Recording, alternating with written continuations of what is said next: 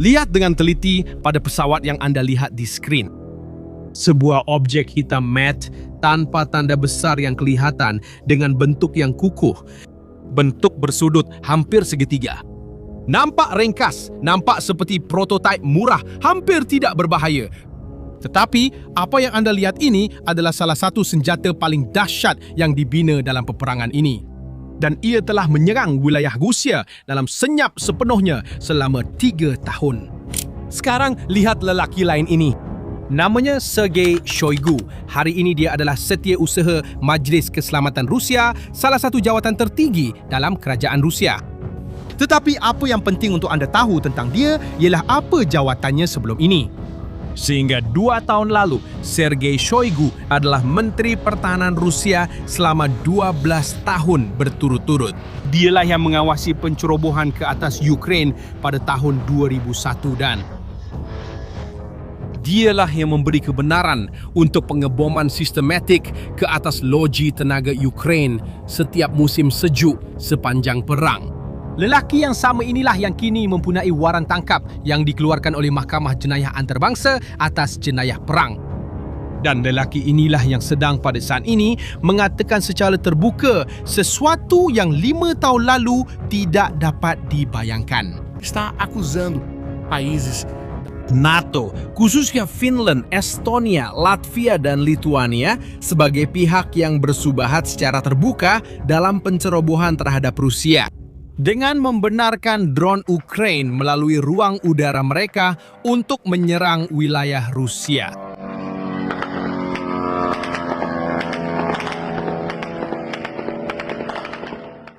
Dia berkata begitu baru-baru ini. Dan dia berkata begitu kerana dia tidak lagi dapat menjelaskan dengan cara lain apa yang sedang berlaku di dalam Rusia. Loji penapisan minyak terbakar pada jarak 1,500 km dari sempadan. Ekspor minyak jatuh sebanyak 43% dalam 1 minggu sahaja. $1 bilion hasil hilang dalam masa 7 hari. Dan pertahanan udara Rusia, salah satu yang termahal dan paling kompleks di dunia, langsung tidak mampu menghentikan apa yang datang dari langit. Tapi Shoigu silap. Bukan NATO yang lakukan ini. Dan kebenarannya, bila anda mengetahuinya, akan jadi jauh lebih tidak menyenangkan bagi Kremlin. do que qualquer teoria. Kerana apa yang sedang menghancurkan Rusia dari dalam telah dibina sepenuhnya di wilayah Ukraine secara senyap ketika dunia memandang ke arah lain. Minggu ini, Ukraine telah melakukan sesuatu yang pelik. Mereka menjemput diplomat asing ke sebuah bilik tertutup di ibu kota mereka dan menunjukkan satu senjata yang tiada siapa tahu kewujudannya. Mereka meletakkan satu papan kecil di sebelahnya, membuka penutupnya dan hanya selepas 3 tahun barulah mereka mengakui bahawa senjata ini telah menyerang Rusia sejak 2023. 3 tahun dalam pertempuran.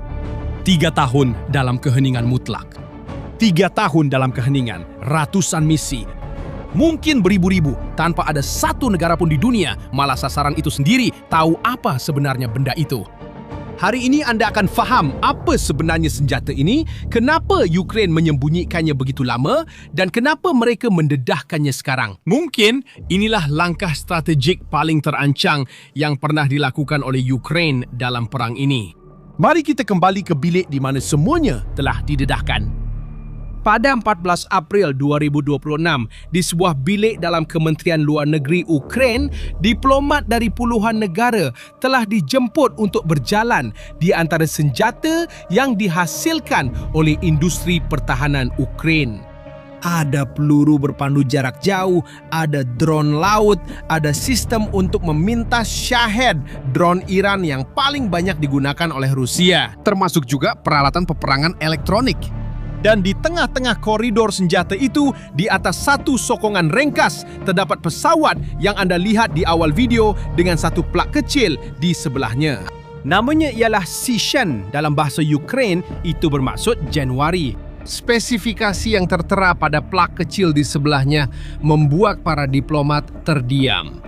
Jarak sejauh 1.400 km, ketepatan 20 meter pada sasaran, kepala peledak modular seberat 40 kg, iaitu boleh ditukar mengikut misi. Lihat, kelajuan 200 km sejam, ketinggian penerbangan 1.500 meter, masa persiapan untuk pelancaran kurang daripada 15 minit.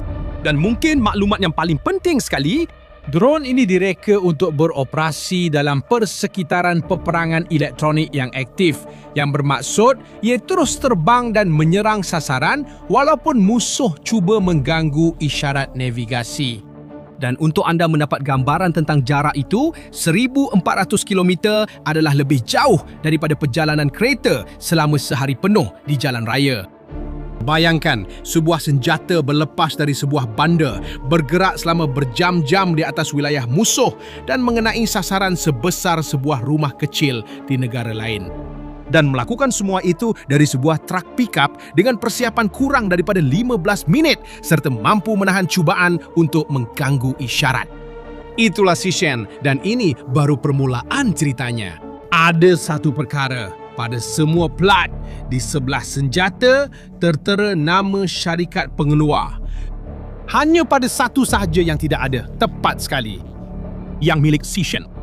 3 tahun selepas senjata itu digunakan dalam pertempuran, Ukraine masih belum mendedahkan syarikat mana yang membuatnya, berapa kos setiap unit dan berapa banyak yang telah dibina. Kerahsiaan ini memang disengajakan. Ia adalah pelindungan terhadap sekatan yang mungkin menjejaskan rantaian pembekal.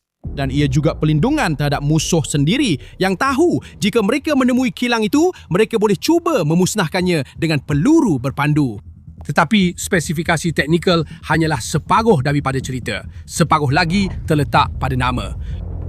Kerana nama itu sendiri hampir seperti satu pengisytiharan perang. Januari di Ukraine bukan sekadar 1 bulan. Sejak permulaan pencerobohan, Januari telah menjadi bulan di mana Rusia paling giat meningkatkan pengeboman mereka.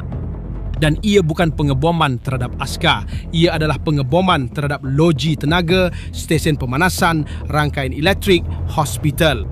Tujuannya mudah dan kejam, memutuskan pemanasan di tengah musim sejuk dan menyebabkan orang awam mati kesejukan di dalam rumah mereka sendiri.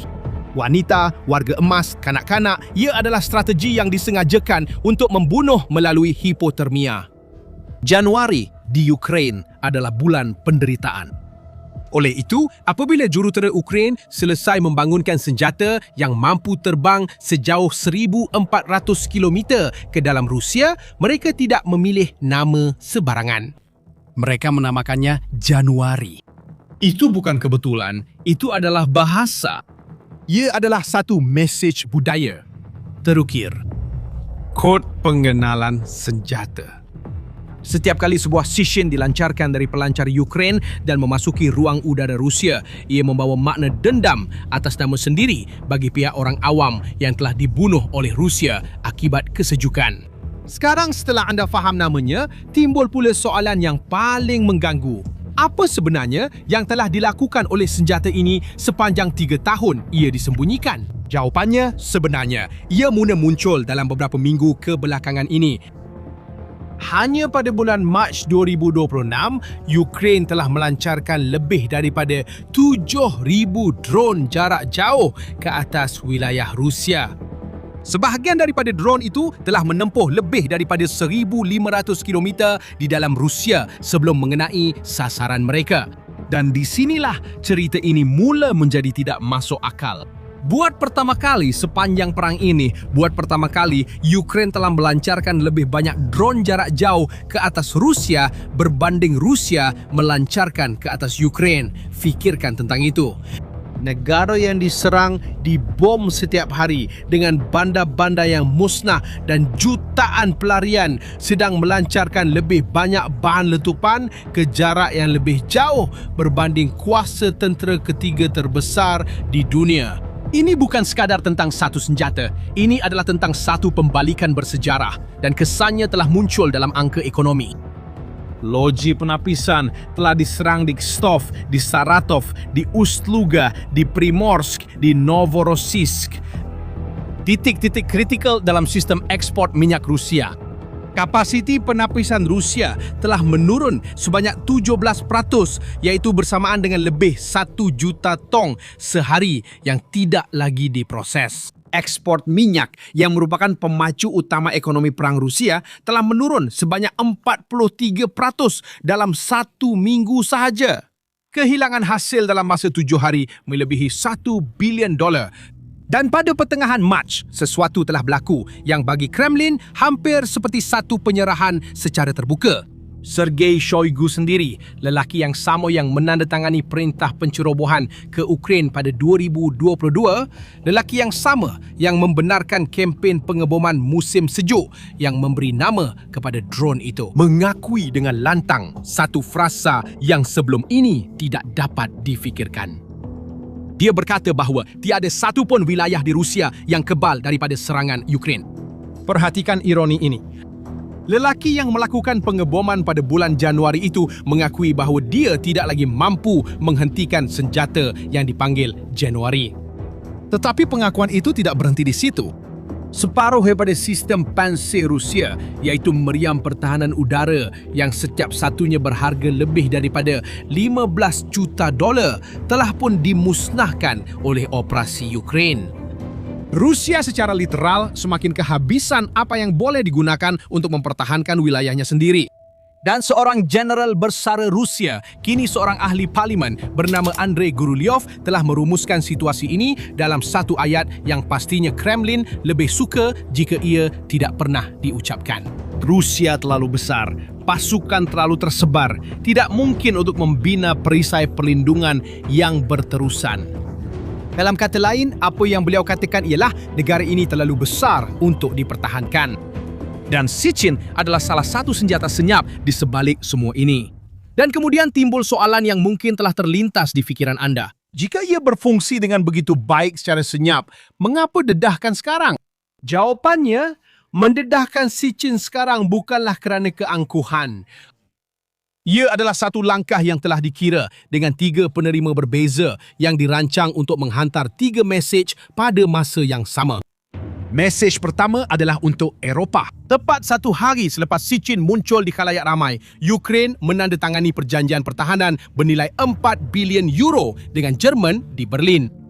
3 bilion 200 juta untuk misil Patriot dan pelancar pertahanan udara. Pengeluaran bersama 5,000 drone jarak sederhana dengan kecerdasan buatan. Dan mungkin perkara yang paling penting untuk kisah kita, 300 juta euro diperuntukkan khusus untuk keupayaan serangan mendalam Ukraine. Maksudnya, senjata yang mampu mengenai sasaran jauh dari barisan hadapan di tengah-tengah wilayah musuh. Tepat sekali, kategori tepat yang Sichin tergolong dalamnya. Menunjukkan drone dengan 3 tahun pengalaman tempur yang terbukti sehari sebelum menandatangani kontrak sebesar ini adalah menunjukkan bahawa produk itu sudah matang, bukan lagi di peringkat ujian. Ia adalah pameran yang dibuat untuk pelabur, bukan untuk pelancong. Mesej kedua pula ditujukan kepada Moskow. Dan ini mungkin yang paling mengganggu.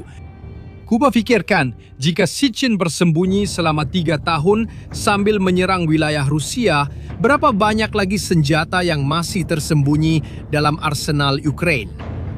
Rusia kini perlu menganggap dalam setiap pemintasan bahawa drone yang datang itu boleh jadi apa sahaja. Ini memaksa perkiraan pertahanan dibuat berdasarkan senario terburuk yang mungkin. Setiap keputusan, setiap perbelanjaan, setiap sistem perlu mempertimbangkan ancaman yang berisikan. Rusia sendiri pun tidak tahu namanya. Dan mesej ketiga adalah untuk Washington. Sementara Amerika Syarikat mengalihkan stok peluru berpandu Patriot mereka ke Timur Tengah disebabkan konflik dengan Iran, Ukraine sedang menghantar mesej secara senyap. Kami tidak menunggu. Kami semakin berdikari. Menteri Luar Negeri Ukraine Andriy Sybiha menyatakan bahawa 95% serangan jarak jauh hari ini dilakukan dengan senjata buatan Ukraine. Lebih daripada 400,000 orang bekerja dalam sektor pertahanan negara. Lebih daripada separuh senjata yang digunakan di barisan hadapan dihasilkan di dalam Ukraine sendiri. Bagi Rumah Putih, mesejnya jelas. Jika kamu tidak dapat meneruskan, kami akan teruskan. 3 mesej, 3 penerima, 1 pameran sahaja dan setiap satunya bernilai sendiri. jutaan dolar dalam nilai geopolitik. Jarang sekali dalam sejarah sebuah negara kecil melakukan begitu banyak dengan begitu sedikit. Sekarang kita sampai ke titik yang mungkin paling penting dalam seluruh cerita ini. Kerana Sishen walaupun sangat mengagumkan, langsung bukan senjata paling berkuasa dalam arsenal Ukraine. Ia hanyalah satu bahagian, satu gear dalam ekosistem yang dunia masih cuba untuk fahami. Sebagai contoh, terdapat satu senjata yang dipanggil Flamingo. Ia adalah peluru berpandu jarak jauh buatan Ukraine yang dilancarkan dari darat dengan jarak sejauh 3,000 km. Jaraknya 2 kali ganda berbanding Sishen. Dan hulu peledaknya melebihi 1,000 kg. Maksudnya, ia membawa 25 kali lebih banyak bahan letupan berbanding apa yang dibawa oleh Sishen. Terdapat juga Liu Ti, sebuah drone yang merempuh sasaran dengan jarak sejauh 2,000 km yang telah digunakan untuk menyerang bandar-bandar Rusia sejauh Kazan dan Samara. Terdapat FP1 yang dihasilkan dengan 90% komponen yang dibuat di dalam Ukraine. Maksudnya, hampir tiada yang bergantung kepada import. Terdapat Morok, Bars, Obri, Huta, Neptun. Satu keluarga senjata lengkap, setiap satu dengan profil yang berbeza. Setiap satu mengisi bahagian tertentu dalam peta ancaman. Dan semua ini dibina dalam masa 3 tahun di sebuah negara yang bandar-bandar sedang dibom setiap hari dengan loji tenaga dimusnahkan. Dengan berjuta-juta orang menjadi pelarian, dengan ekonomi yang runtuh, dengan askar-askar yang mati di barisan hadapan. Dalam masa 3 tahun, sebuah negara yang sedang berperang sepenuhnya telah membangunkan salah satu arsenal serangan jarak jauh yang paling pelbagai di dunia. Dan Sishen hanyalah satu bahagian kecil yang tersembunyi daripada semua itu. Dan ada satu ironi yang amat kejam dalam semua ini. Pada awal pencerobohan pada tahun 2022, perisikan Rusia menganggarkan bahawa Ukraine akan tumbang dalam masa 3 hari. Sebaliknya, Neo-Kremlin akhirnya memberikan kepada Ukraine apa yang mereka perlukan untuk membina semua ini. Masa, motivasi, akses kepada teknologi barat dan satu sebab eksistensial untuk tidak lagi bergantung kepada sesiapa. Sementara itu, di gudang-gudang industri yang tersebar di seluruh Ukraine, di alamat yang tiada siapa boleh tahu, jurutera-jurutera yang namanya tiada siapa akan dengar. Mereka bentuk Sishen dalam diam, melukis kepala peledak modular, enjin piston, sistem navigasi yang tahan terhadap peperangan elektronik, sementara negara mereka sendiri dibom pada waktu malam. Putin tidak kalah perang kerana kekurangan tentera. Dia kehilangan kelebihan strategik kerana salah kira tentang berapa lama sesuatu bangsa boleh bertahan berjuang. Dan inilah yang membawa kita kepada kesimpulan yang mungkin anda masih belum sedar. Tarik nafas dalam-dalam kerana apa yang akan datang sekarang akan mengubah cara kita memahami seluruh perang ini. 3 tahun lalu, jika seseorang memberitahu seorang jenderal Amerika, Rusia, Perancis atau China bahawa ia adalah mungkin sebuah negara bersaiz sederhana di bawah pengeboman berterusan tanpa infrastruktur kuasa besar membina secara rahsia satu program serangan mendalam yang lengkap dengan pelbagai senjata beroperasi selama bertahun-tahun tanpa musuh mengetahuinya, jenderal itu pasti akan ketawa. Dia akan berkata bahawa itu mustahil, bahawa ia memerlukan berdekad-dekad, bajet yang besar, makmal yang dilindungi dan rantaian logistik yang kompleks. Bahawa itu adalah perkara untuk Amerika Syarikat, Rusia, China, bukan untuk sebuah negara yang telah diceroboh. Ukraine baru saja membuktikan bahawa mereka semua salah dan ini mengubah manual peperangan untuk dekad yang akan datang. Kerana jika Ukraine berjaya melakukannya, mana-mana negara bersaiz sederhana dengan doktrin yang betul, dengan kehendak politik, dengan kejuruteraan tempatan dan sokongan, kini secara teori boleh melakukan perkara yang sama. Dan di sini, sejarah melengkapkan satu kitaran yang bahkan penulis skrip terbaik pun tidak dapat tulis. Kerana terdapat satu simetri tragis dalam fakta bahawa Sergei Shoigu lah yang hari ini membuat kenyataan-kenyataan ini secara terbuka. Lelaki yang selama 12 tahun mengetuai tentera Rusia. Lelaki yang pada tahun 2022 berjanji untuk menawan ibu kota Ukraine dalam masa 3 hari. Lelaki yang mengarahkan setiap kempen musim sejuk terhadap loji jana kuasa Ukraine. Dialah hari ini dengan nada hampir seperti meluahkan perasaan menuduh 4 negara NATO sebagai bersubahat dalam pencerobohan terhadap Rusia. Arkitek pencerobohan itu telah menjadi juru cakap kepada ketidakberdayaan. Lelaki yang menyebabkan musim sejuk kini menjadi lelaki yang merungut tentang senjata yang dipanggil Januari. Mungkin tiada gambaran yang lebih jelas tentang bagaimana seluruh perang ini telah berubah selain daripada ini. Bagi Rusia, akibatnya sangat dahsyat. Selama 70 tahun sejak permulaan Perang Dingin, terdapat satu perkara yang dipanggil monopoli ketakutan. Ancaman strategik berpunca dari Moskow dan merebak keluar. Orang Rusia yang mengancam jiran-jiran mereka, bukan sebaliknya. Sekarang, buat pertama kalinya dalam beberapa generasi, ancaman strategik datang dari jiran yang lebih kecil dan lebih miskin. Ia datang seperti kilang penapisan yang terbakar. Ia datang sebagai kejatuhan dalam ekspor. Ia datang dalam bentuk kawanan. Ia datang dalam bentuk senjata yang dinamakan sempena bulan musim sejuk. Ia datang setiap hari. Dan ia datang dalam diam.